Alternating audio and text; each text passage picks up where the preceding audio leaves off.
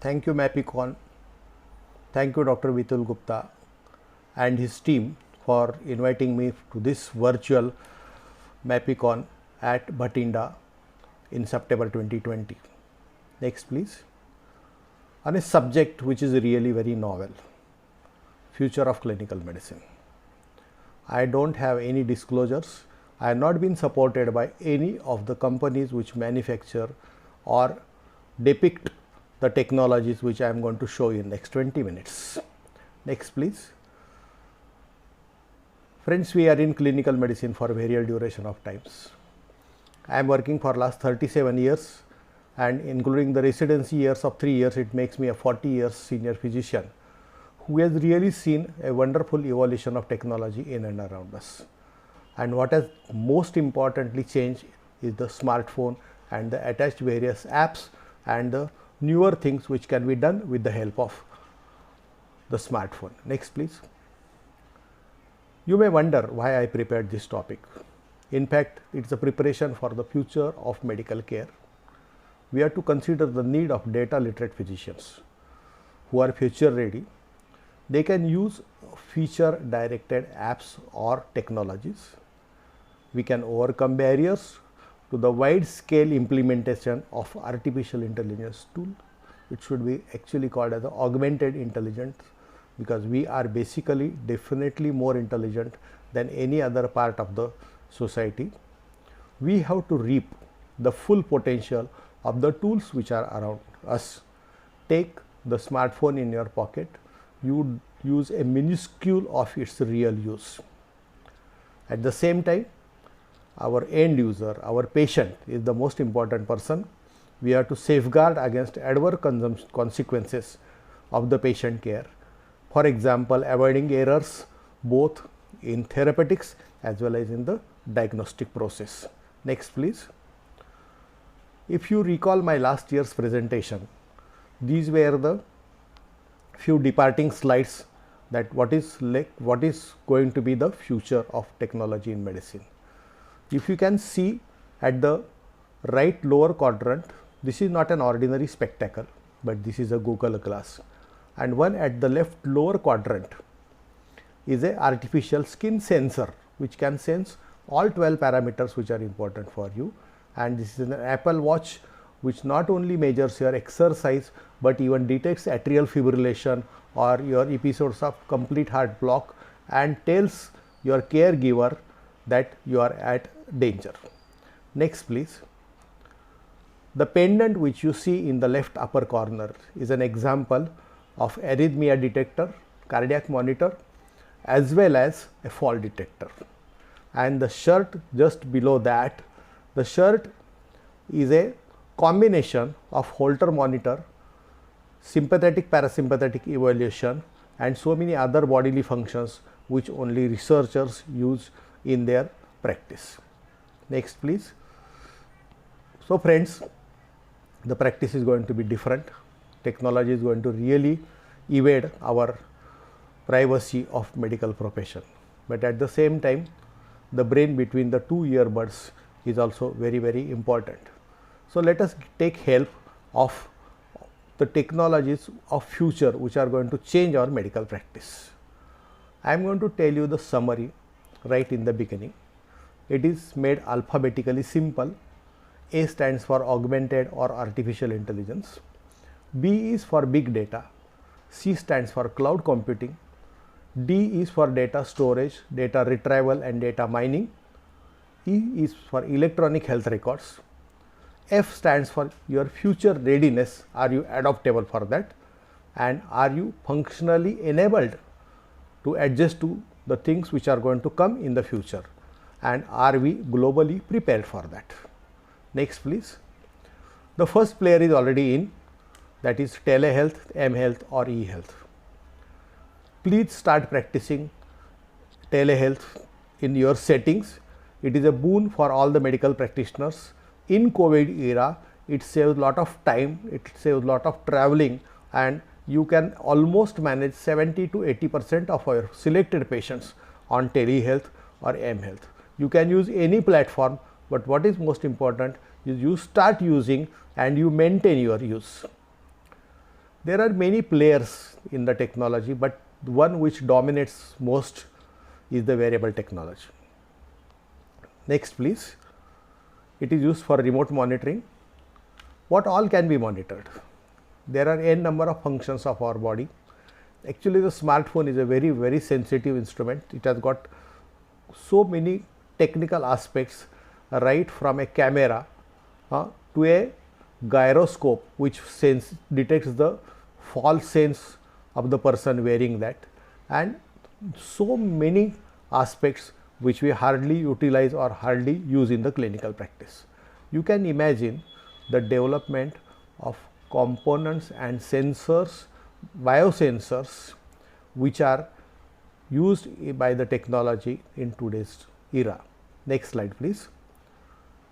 Next slide please. This is the person who is involved in evolution of medical biosensors. Initially they were quite bulky, but now they are as simple as a stamp size patch or even like a contact lens. They can act as a detective in your body. Next please. These are the real secret service agents, and what they do. You can analyze anything. You can analyze a cell, you can analyze an antibody, you can analyze a molecule. And what are the receptors? Either enzyme, antibody, nucleic acid, what we are doing in RT-PCR, or even directly a cell. And what is the technology? Either it can be electromedical, it can be optical, it can be thermal, or it can be piezoelectric, which gives a signal output to an instrument which will give us the report. Next please. The monitor can be as good as a lie detector, and you can monitor so many functions of a patient. This is not a science fiction. There is an organization called as MySignals. This is what you see in the central part, the red part of the box is a central connector, and with which you can attach various probes which measure temperature, pulse, respiration, blood pressure, blood sugar, body position, weight scale. Even it has got an alarm button. You can monitor ECG, you can monitor fetal heart sounds, you can detect atrial fibrillation, and there are always some add-ons or some deletions which are possible. So, organizations like MySignal as a representative are the startups which encourage our young investigators to be the players of the future of clinical medicine. Next please. The augmented and virtual reality is really a boon for medical education, medical practice at every stage. What you see on the left side is a screen of smartphone, but you are seeing through the glass which is attached to this, and it can tell you what are the structures around you. Suppose if you want to look at a restaurant there, and if you talk to that Google Glass and say I want to see the menu, you can see the menu virtually in front of your vision without going to that place. So, there are many aspects of augmented, virtual and mixed reality which are going to change the scenario of tomorrow. Just to take an example, next please. It is imagine an anatomy hall which is non-smelly, and you can do a dissection of a body with the help of augmented reality. You can see the person layer by layer. Next please. So, this with virtual reality and augmented reality, you can have dissection, pathology, clinical medicine in the same mannequin, where you are supposed to know the differential aspects of one particular disease of say cardiovascular system, aortic regurgitation. You will see all the signs, as well as you can see all the normal functions of cardiac cycle when you switch it to the normal physiological mode. Next please. There are going to be patient simulators. They can replace evaluation, examination, then it can aid in your procedure. You can see this medical student which has been assisted by a avatar of the instructor who is seeing the screen, and they will help to manage this patient for whatever procedure, let it be a venesection, central line insertion or endotracheal intubation or gastroscopy. Next slide please. There is a mixed reality. For education, we can have actually surgeries done in virtual reality so as to make the feel of various tissues and organs and how the person is doing the whole procedure in a positive way, or is he having some problems with his dexterity. Next please. Robotic surgery is the next field. It requires skill, precision. Even though it is developing, there are certain aspects of robotic surgery which are giving wonderful results, and even a millimeter size lesion of say a prostate or a pituitary lesion can be very successfully taken out with the help of robotic surgery. Next please. Robotics can be of help for the seniors. The geriatric population is going to be on increase, and we are the country who are going to have a maximum amount of geriatric population. Here you can see a robo is entertaining and helping these people who are either on wheelchair, and they can help also in physiotherapy. It is not that we have to go to US or UK to see. Very smaller hospitals and educational centers like my hospital in Miraj, One Less Hospital, they have got a virtual reality physiotherapy center, and it does not cost you that much. Next please. This is a real breakthrough called as a CRISPR. It is a advanced gene editing technology. Next please. Practical example, you must have seen lot of sickle cell anemia patients. You can see the normal cells on one side, the sickler cells on other side, and the child suffering with joint pains and all types of painful swollen hands and feet with difficulty in breathing. This is something simple which can help, that is called as a gene therapy. Gene therapy for sickle cell disease is collection of a blood forming stem cells. The stem cells are corrected by beta globin gene transfer from viral vectors, and they are re-injected, which corrects the whole abnormality. In sickle cell, the person is disease free, does not need to take any medication for rest of his life. Next please. Pharmacology is going to be really a evolution, and the key word is called as a personalized medicine. And what does it mean? It is the right treatment, right dose for the right patient at right time, giving right outcome. For example, a person undergoing a surgery, can you predict the person's proneness for a condition called as tardive dyskinesia, hyperthermia? It is possible with the new pharmacogenomics tools. So, there are a lot of differences between the traditional medicine and precision medicine which we are practicing nowadays. Next one please. The future of pharmacology is going to be really big one, and you can see the scaling heights in the western world, how much money is going to be there. So, this is a wonderful opportunity for all our next generation students to take interest in this kind of technologies. Next please. So, we have got on target optimized therapy without any side effects. Cancer patients will not lose their hairs or skin or have lot of stomatitis, and it will be just a drug which will act at a specific particular point. So, it is precisely personalized medicine which will be useful in cure, prevention, diagnostics as well as treatment. What does it involve? It involves data aggregation and data integration, the data which is interoperable. Then the big data is analyzed and you can make something like a predictive analysis. Want to see an example of this? This is a pharmacogenomic state summary of a patient. This girl is going to undergo a surgery for her spine, and there is whatever are the complications which are likely that she is going to suffer, they are detected, and what is the metabolism spectrum of this, her drug handling also is given, so that you can give very safe medicines, and you can even give a patient wallet card so that the risk is managed in a very proper way. This is not very costly. It should come in India within shortest possible time. Next please. From pharmacology, let us enter into the department of pathology.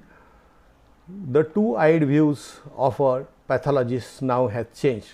You can see the digital image of all the tissues, all the cells on a big screen, and even in a small place like Kolhapur, there are young pathologists who are practicing this kind of pathology, and you can refer these images for second opinion anywhere in the world by email, and you can get an instant report. Very crucial when you are doing a frozen section. Next please. The big market is there for 3D printing and organs by demand.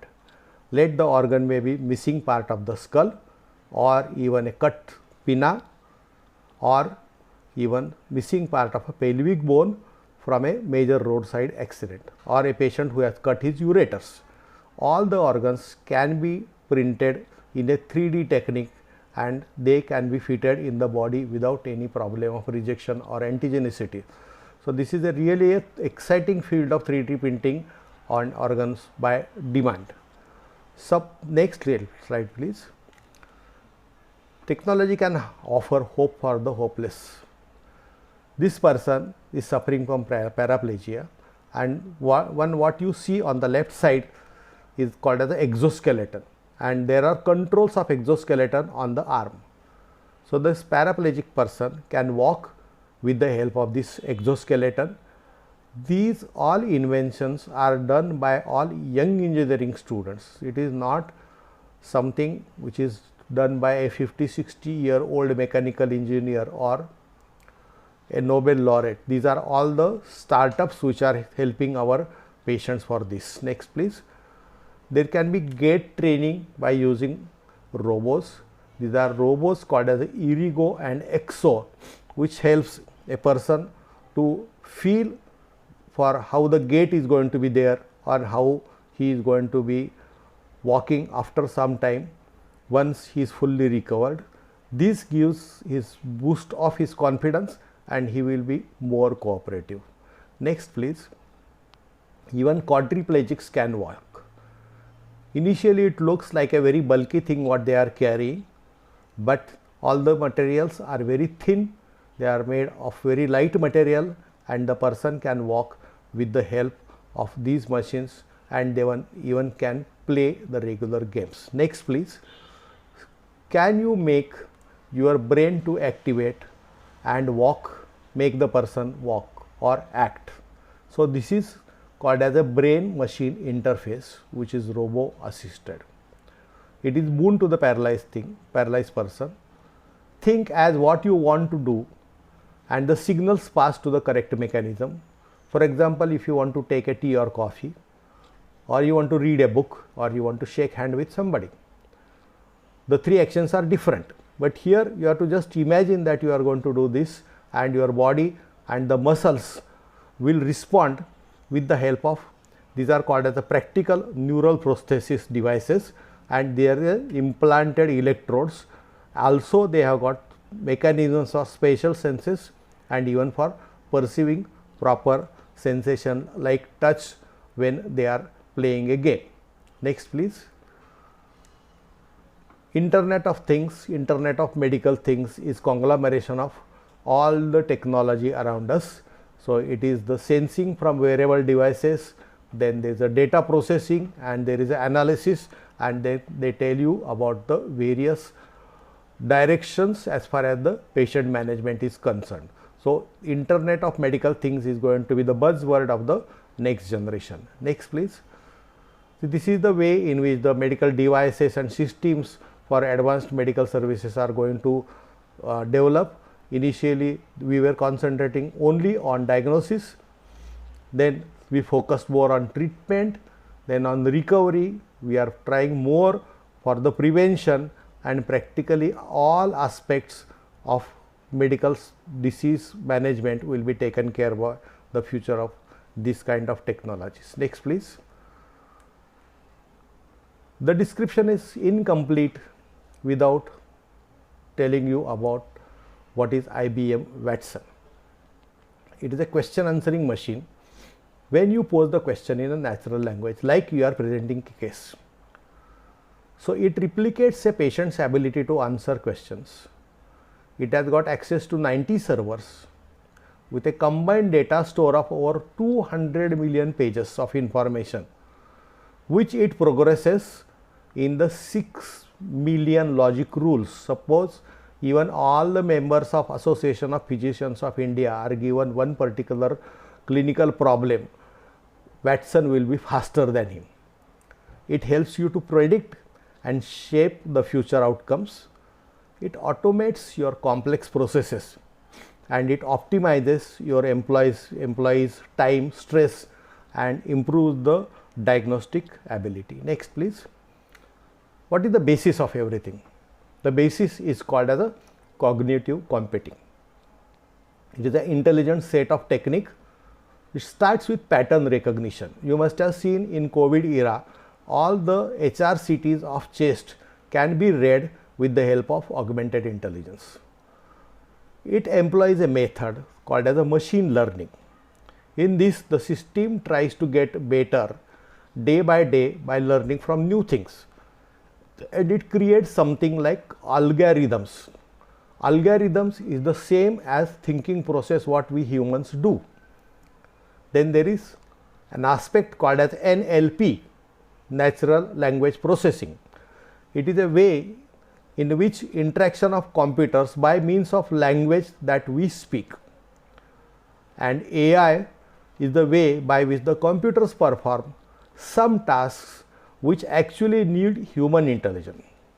I told you the example of automatic reading of X-ray, CT or MRI scans, ultrasound reports. It takes help of human interaction. They interact with humans. You can say natural language processing as a subset of human interaction, but unfortunately they cannot replicate emotions. You can modify the whole system by reasoning, when actually thinks like humans and produces answers to these questions. For example, if you give the D-dimer values of all the COVID patients in India who have suffered cardiovascular mortality, Watson will give an answer that the D-dimer values of this particular range will indicate more propensity of development of thromboembolic phenomena. Just an example. Next please.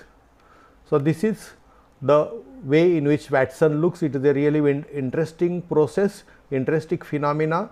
You can register free to the Watson studio as a student or a medical college professor, and it is free for them. Otherwise it is not that very costly.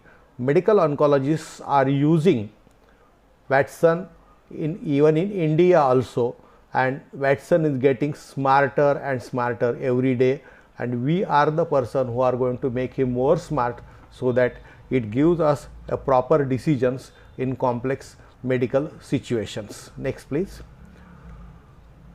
Again the same question, are we prepared for the future?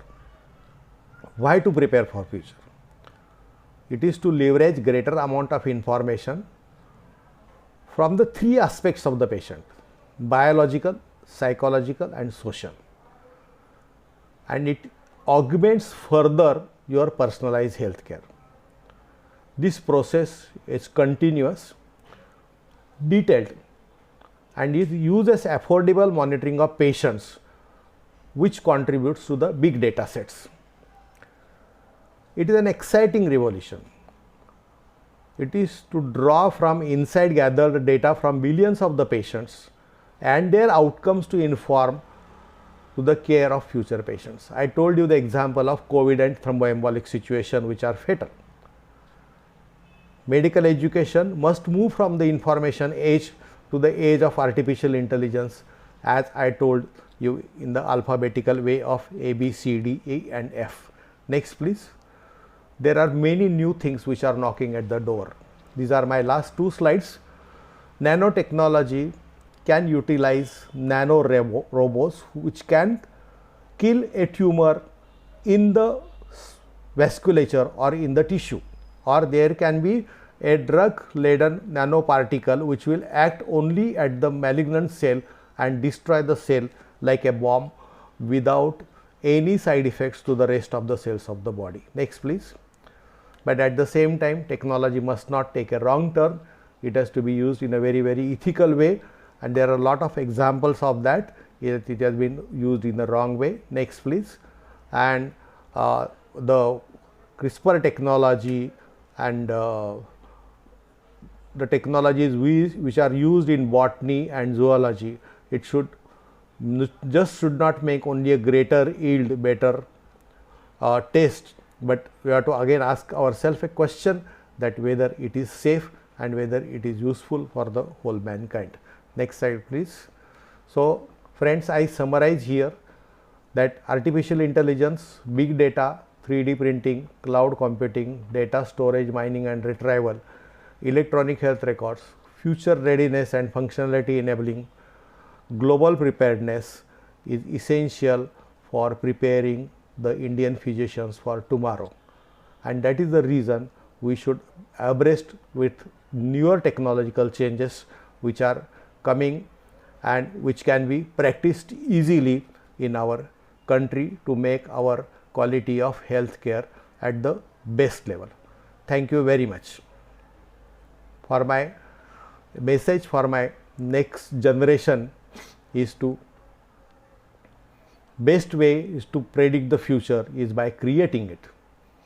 So this is a wonderful opportunity. Technology in medicine is a very wonderful opportunity for the generation next to change the future of clinical medicine and mankind. Thank you.